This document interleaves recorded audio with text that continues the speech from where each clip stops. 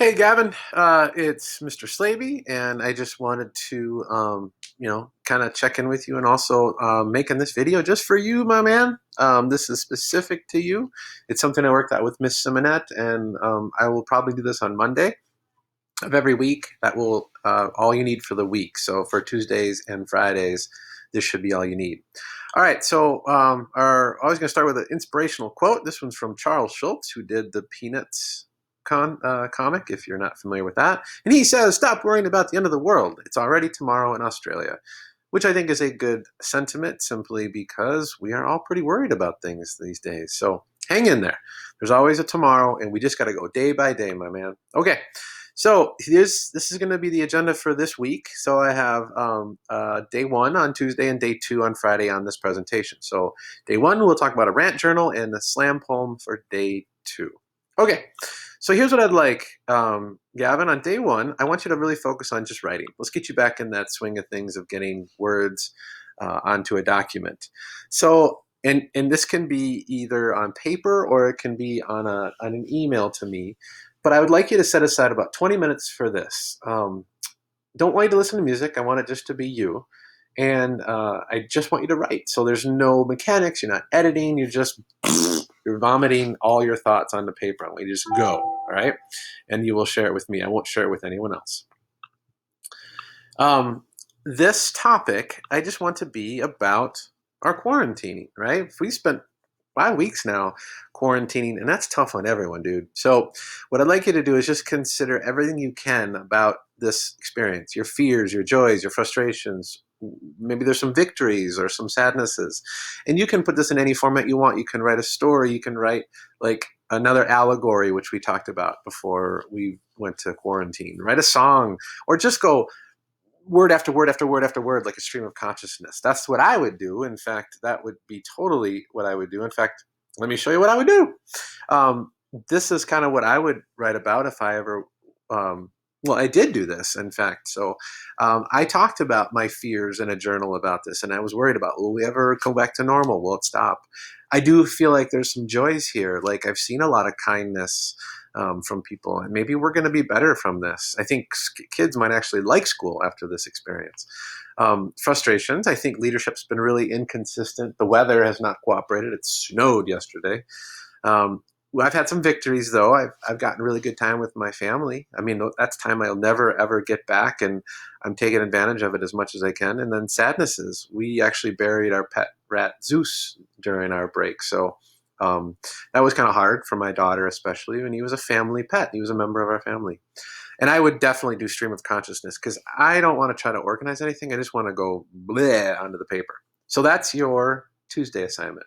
Send me an email with your rant. Just send it right to me. All right, day two. This is Friday. A couple things I'm going to walk you through. We're moving into poetry, and you're going to do something with your rant. So hold on to that. In terms of like elements of poetry, there's a couple of things we want to talk about. Repetition is used a lot in poetry. So for instance, repeating words or phrases punch them. So I might have a thing that's, doesn't it feel good to touch? Doesn't it feel good to touch? Doesn't it feel good to touch? That's really pounding that idea. And so it's driving home the point I'm trying to make as a writer. All right. Another thing we might do is wordplay. People who are using like words to create a poem, they get to choose the right word. And so there's a ways that like homophones work out really well. And so, for instance, here's an example. It used to be difficult to connect when friends formed cliques, but now it's even more difficult when cliques form friends. So cliques, totally different meanings. CLIQUES, like a group of popular people. And click, that's from like a mouse, like a mouse click. So it's using the same sounding word to make a really good point. That's called wordplay. All right. Alliteration is also important in poetry where you have a repeated sound. So for instance, each perfect note tumbling up through the roof to tickle the toes of angels. That t sound is repeated. That's alliteration. It can be any sound. It could be an S sound, B sound, D sound. It can be a vowel sound too, A. So that's alliteration. All right, a couple more. We have hyperbole. Hyperbole is fun because it's Earth-sized exaggeration. And authors who use exaggeration really well, they go nuts on it. They go earth-sized. The bigger the crazy exaggeration, the better. And it's noticeable. People want you to see something when you use hyperbole. So, for instance, I might say that I love you more than there are sand particles on Earth. That's way better than saying I love you more than the world, because I love you more than the world, even though it's an exaggeration. We've heard it before. That's called a cliche. A cliche is a phrase that's been used over and over and over. But I have never really heard I love you more than there are sand particles on Earth. That's original and it's big. That's hyperbole. Okay, there's another example. That man is as big as 17 houses stacked on top of each other while balanced on a woolly mammoth. That's big, right? But I could say that man is as big as a house. That's pretty big too. But again, I've heard that before. That's a cliche. You also have the danger of hyperbole not going big enough. I had more fun than 75 consecutive days spent at Valley Fair and getting paid to do it. All right, that is definitely huge, right? That's massive. You could say I had more fun than a day at Valley Fair. That isn't big enough because that's just fun, right? That's not hyperbole. So we got to watch out for that. So here's what I want you to do. I want you to try to write a slam poem.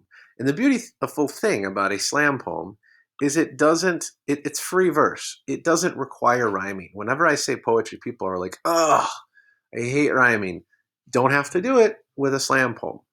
So the topic would be something you're passionate about. And that's why your rant would be a great source to pull this poem from. So write your rant on Tuesday, and then on Friday, try to write a poem from it.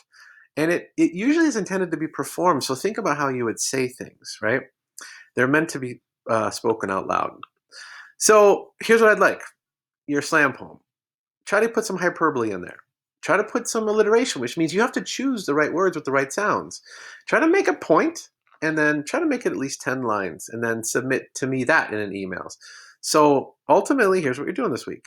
Write a rant about the last 4 to 5 weeks of Corona quarantining.